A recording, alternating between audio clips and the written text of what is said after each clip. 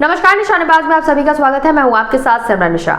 देश की सियासत में आजकल हर तरफ उपराष्ट्रपति चुनाव की चर्चा हो रही है। जगदीप धनखड़ के इस्तीफे के बाद खाली हुए इस महत्वपूर्ण संवैधानिक पद के लिए बीजेपी ने अपने पत्ते खोल दिए हैं। महाराष्ट्र के राज्यपाल सीपी राधाकृष्णन को एनडीए का उम्मीदवार बनाया गया है, लेकिन सवाल ये है कि इस चुनाव के पीछे बीजेपी की रणनीति क्या है। आखिर क्यों सीपी राधाकृष्णन का नाम चुना गया? क्या इसके पीछे कोई बड़ा सियासी दाव है? आइए इस पैकेज में हम इसी पर विस्तार से चर्चा करेंगे और इस फैसले की परतें खोलेंगे। पिछले रविवार को बीजेपी संसदीय बोर्ड की बैठक में एक अहम फैसला लिया गया। पार्टी अध्यक्ष जेपी नड्डा ने घोषणा की कि बीजेपी ने उपराष्ट्रपति पद के लिए सीपी राधाकृष्णन को अपना उम्मीदवार बनाया है। 77 साल के राधाकृष्णन एक अनुभवी नेता और राजनेता है। उन्होंने तमिलनाडु में बीजेपी को जमीन से ऊपर उठाने में अहम भूमिका निभाई है। उनकी उम्मीदवारी सिर्फ एक राजनीतिक नियुक्ति नहीं, बल्कि बीजेपी का एक सोचा समझा मास्टर स्ट्रोक है। इसके जरिए पार्टी ने कई मोर्चों पर एक साथ संदेश देने का प्रयास किया कि उनकी साफ सुथरी छवि और लंबा राजनीतिक अनुभव उन्हें इस पद के लिए एक मजबूत दावेदार बनाता है। राधाकृष्णन की उम्मीदवारी के पीछे सबसे बड़ा सियासी संदेश है दक्षिण भारत को साधना। वे दक्षिण के तमिलनाडु राज्य से आते हैं, जो बीजेपी के लिए एक चुनौतीपूर्ण क्षेत्र रहा है। उत्तर भारत में अपनी मजबूती पकड़ बना चुकी बीजेपी अब दक्षिण में अपनी पैठ बढ़ाना चाहती है। प्रधानमंत्री नरेंद्र मोदी और जेपी नड्डा जैसे उत्तर भारतीय नेताओं के रहते हुए दक्षिण के किसी कद्दावर नेता को उपराष्ट्रपति बनाना एक रणनीतिक कदम है। इससे बीजेपी ने ये संदेश दिया है कि वो पूरे देश को साथ लेकर चलना चाहती है। अगले साल तमिलनाडु और केरल में होने वाले विधानसभा चुनाव को देखते हुए ये कदम और भी महत्वपूर्ण हो जाता है। राधाकृष्णन ने तमिलनाडु में बीजेपी को मजबूत करने में लंबा समय दिया है और कोयम्बटूर से 2 बार लोकसभा सांसद भी रहे हैं। उनकी उम्मीदवारी से तमिलनाडु के लोगों को भी एक बड़ा सियासी संदेश मिला है और ये एआईएडीएमके और डीएमके जैसे दलों को भी सियासी कश्मकश में डाल सकता है।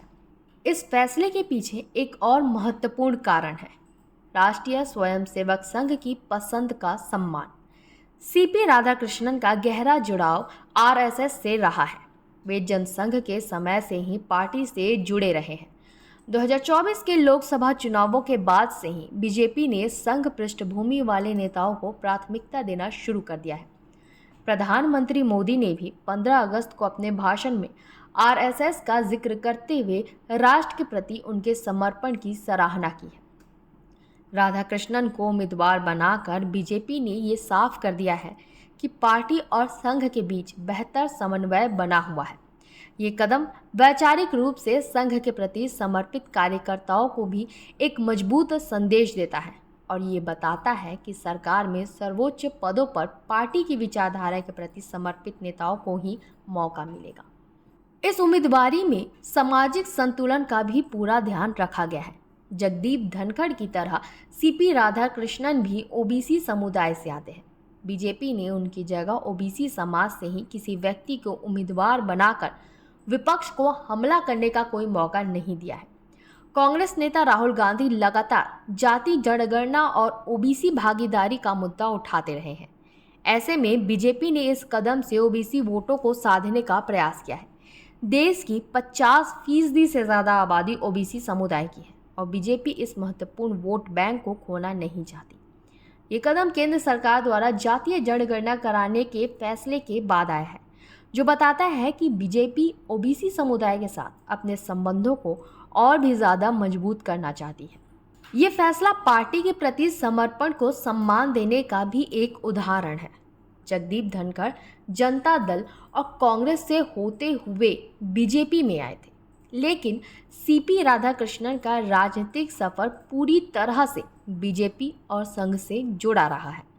बीजेपी ने ये साफ संदेश दिया है कि वो बाहर से आए नेताओं के बजाय पार्टी के मूल कार्यकर्ताओं और विचारधारा के प्रति समर्पित लोगों को उच्च पदों पर प्राथमिकता देगी। राधाकृष्णन ने एक स्वयं सेवक के रूप में अपना सफर शुरू किया था और लंबे समय तक बीजेपी के कार्यकर्ता, प्रदेश सचिव और अध्यक्ष रहे हैं। उनकी उम्मीदवारी पार्टी के कार्यकर्ताओं के लिए एक प्रेरणा है। कि निष्ठा और समर्पण का फल जरूर मिलता है। तो जैसा कि हमने देखा कि सीपी राधाकृष्णन की उम्मीदवारी के पीछे सिर्फ एक व्यक्ति का चयन नहीं है, बल्कि ये बीजेपी का एक बड़ा सियासी दाव है। इसके जरिए पार्टी ने दक्षिण भारत सामाजिक समीकरण संघ की पृष्ठभूमि और कार्यकर्ताओं के समर्पण, इन सभी बिंदुओं पर एक साथ निशाना साधा है। ये एक दूरगामी फैसले हैं जो सिर्फ उपराष्ट्रपति चुनाव तक सीमित नहीं रहेगा, बल्कि आने वाले समय में बीजेपी की राजनीति रणनीति को भी दिशा देगा। अब देखना यह होगा कि विपक्ष इस मास्टर स्ट्रोक का क्या जवाब देता है। क्या वो वाकई कोई दमदार उम्मीदवार खड़ा करेंगे या फिर बीजेपी की रणनीति के आगे झुकते हुए निर्विरोध चुनाव के लिए तैयार हो जाएंगे।